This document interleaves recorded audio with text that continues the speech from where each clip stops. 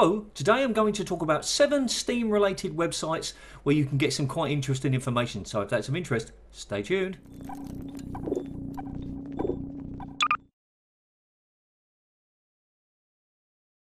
Okay, so as I said in the introduction, this is all about Steam websites. So we're going to use my site for this, and we go to Start and we go to Links, and this is the page you'll see, and you'll sort of scroll down and you'll see the Steam related websites. The links will also be in the video description. So let's start with what's possibly the greatest one, which is SteamDB. Now SteamDB does a bunch of different things. In some ways it's more useful than actually going to Steam to find things. So the first thing you can do is you can see the most played games, the newest in the sale, and you've got their actual discount values as well. You sort of scroll down and it's got like recent release games, SteamDB numbers, and then, you know, if you want to read the blog. So let's go up here, and what you can see is you can see like a number of different options, and I'm going to let you explore all of those. But if you click on the apps, it gives you the app ID and the name. Now if you're looking for something in particular, this can be really quite useful. If you go to packages, I'll click on bundles here. You can see what's being bundled at the moment, and as you can see there's quite a lot of entries. You can order the items, so if you're looking for something with like a huge amount of items, okay, this King's Crusader's got like 124 items in it, so that's pretty cool. Now you can go onto the sales, and just like going onto Steam, you can see like pretty much all of the games, but it takes a few minutes to load because it's, you know, it's pulling it from Steam. But one thing I do like is that you can order the changes here, so you can see the minimum discount, the maximum discount. So you can see that Portal 2 is on 98% at the moment, and I don't think you can do that with Steam. You can find the games, but you can't order them. You can, you know, order them when they were released, so 6 months ago, and obviously not all of the information is there, and that's nothing to do with SteamDB because it's pulling it from Steam itself. Now the next one, which is pretty cool, is the calculator, and you put your details in and you can see quite a lot. I mean, it doesn't have to be yours, it can be anybody else's. So you can see that I'm currently offline as I'm making this video. I've got, you know, 1,156 experience points. I have no freaking idea what that means, and I really don't care. I joined 13 years ago. Apparently I was lost online 2 hours ago. I don't think that's true. And then it sort of gives you the, you know, the current value of your account. And as it says here, this is what it would cost if you purchased it today, and this is what it cost at their lowest known prices. So I definitely think I spent more than that, but there you go. Anyway, you can sort of see some Steam ID things. Games not played, 73% of games, 72% of games not played. And then you can sort of see more information about, you know, how many games I've played for more than 12 hours. This is probably stuff that you want to do for your, you know, your crush. You're going to go stalk that person that you're in love with, or it's curious for you. And then you've got some code down here if you want to paste that sort of stuff into other websites. Now and then on the products tab, you can see all of the games that this person has owned, and as far as I know, that you can you can still do that. Wow, Metro Last Light, there's no way I paid $49 for that, no way. And look, I paid $49.99 for my Doom, which I think is pretty good value. Anyway, so that's quite cool. And then there's these patch notes, so if you're interested in all of the different patch notes, you've got that, and then the stats, and that's pretty cool. So look, top game owners and like the level that they've got. I don't know if that's comparable to my 1,000 experience points, or if that's something else. What else we got? I can't even say it. Top Steam levels. So I'm on level 10. So it looks like I've got quite a long way to go for Mr. Stack or Miss Stack. So, you know, I mean, that's possibly interesting. You've got badges, top rated games. I mean, there really is a lot of stuff here. And just want to go to one other, which I've lost now, but now price glitches, you'll need to sign in with your Steam account. Oh, that's a shame. All right, well, let's just have a quick look at the online charts. I was looking for something else though, but maybe I've confused it. So we'll see how many people are playing. So Steam currently has nearly 11 million users at this moment playing, which is amazing, and it gives you the games. 700,000 people playing Dota. Anyway, this sort of stuff might be super interesting. for you, so definitely recommend that. The next one is called Steam Left, and I've only learnt about this through Frag on Twitter, and basically it tells you how many hours that you've got left to play.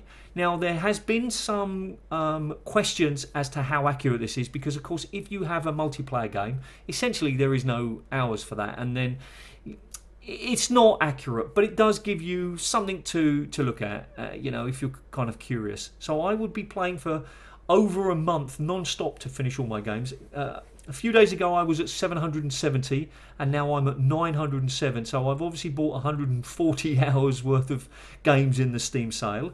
If you click over the actual number of hours, you get Mr. Newell. And then at the bottom, at the bottom you've got some in the same time that you've got left of your games. You could do these things, and you can click more and get it sort of refreshed, and each time you refresh the page that you get that. So that's kind of fun. Don't take it too seriously, but it's kind of fun. Next one is called Steam Contest. Now, this is run by my good friend Ron, or Aaron if you want to be boring. Now, he's been running this website for a long time, and him and I have collaborated in a number of different ways over the years, and I really have to tell you that I don't know how he does it, but he works so hard to give games away to people who really want them. And it's just a random selection, a random winner. It's not like you have to make an image. You have to do something to win the game. You have to tweet, or you have to post on Facebook, or you have to answer a simple question. But it's not something that only certain people can do, like design a logo or something like that. Sometimes he runs those kind of things, but generally you just have to enter and you've got a chance to win a lot of games. So, I mean, you can see he does a lot here. So this is June 27th. And this is June 25th, another one June 25th, another June 25th, June 22nd. If you're interested in winning games, this is the place to go. Next one on the list is Steam prices. Now, I don't know if this is going to work because I've had a little bit of trouble with this website recently. So basically you can see the prices of games. But you can do that on Steam, I hear you say. But here what it tells you is it tells you the difference in Steam prices in different regions. So if we click here and we click to unfair regional prices, is it going to work? It is. It just takes a few minutes. So what you can see here is this particular, the 60th kilometre. In the States it's 49 cents, but in Europe it's 9 cents. I mean, that's you know, that's a big difference.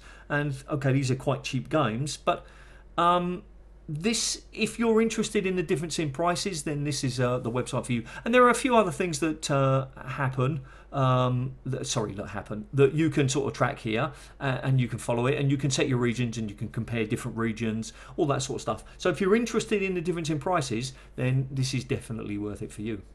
Next one is called Steam Profile. Now, this is part of a couple of websites that are run by PC Games, and I think that's a Netherlands website.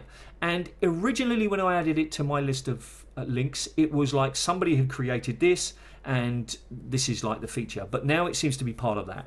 It's not a particular problem, but I just thought I'd let you know. That's why you see all of this advertising. So what you do is you type in your profile, or again, the profile of your bay, before anyone else, and then you can see what you've got. Now, not only do you see what's going on here, 97 games, 5 badges, I don't care, level 10, who cares? You can copy that and then put it in for forums, or blog posts, or whatever you want to do. And you can do anybody, so it's not just related to you. Now, I'm just going to jump on to the next one, which is again by the same company, and this is called Steam ID Finder. So you can put in your username, and then you get Steam ID, and you get a bit more information here. Is it working? Oh, bit of bad luck. What's going on here? Okay, took a while. So here we go. So what you get is you get all of this information, where, and as I said, you can search for anybody, see when I joined, all of those kind of things, my real name, where I live, if I'm in good standing, and all of your friends. Now, one of the reasons I quite like this is to see the friends list, and I would love it if you could order the friends. Oh, okay, don't know why it hasn't got any information there. Remember, it's pulling it from Steam, so if there's a problem with Steam, So you can sort of see all my Steam friends, and I'm assuming that you can do this in Steam anyway, so I'm not really particularly worried. You can see that I've been friends with Marnamai for over 3,000 days, which is one of my longest. William from podcast 17, we used to run that podcast together, is my longest. He's 3,100 or something. Anyway, this might be of interest for you if you want to sort of go through and sort of see who you've been friends with and how long. And then the last one is Steam Graph, and Steam Graph is really just a way to see how many people are playing or have played different games. Now I'm just going to select Half-Life, of course, and we can see, you know, the number of people playing games. What's this? This is in the last sort of like the last week. So it really seems that, you know, during the day people play and then they go to sleep and then they get up, and I don't know what sort of time it is, and you can compare that to other games. So let's compare it to Half-Life 2. Bum, bum, bum. Not sure how many games that you can put in, but we'll keep adding a few more. So you can see that Half-Life 2 has a significant number of more gamers. Now, oh gosh, Philip. And then we'll do episode 2. And this is way down the bottom. Oh, so it looks like that Steam went offline there, or something happened that they, you know, they updated or something. So big surprise to me that you can actually that more people play Half-Life than people play episode 2. Who would have thought that? I wouldn't have thought that. And then you can compare it to something else. Now we saw this game. It was like King of the Hill or something. Yeah, that was one of the games that was like on the top. This is probably going to change. Look at that. It's a huge number. So if you're interested in comparing, I suppose this is a multiplayer game, but if you're interested in comparing different games, this is quite a useful thing. There you go. 7 websites that maybe are of interest to you, and if they're not, they should be. Thanks for watching, and if you've got any interesting websites that you want me to cover in a future edition, then let me know, and I'll have a look at them. Thanks for watching, and remember, finishing Half-Life is just the beginning. Now go play Bridgeville. See ya.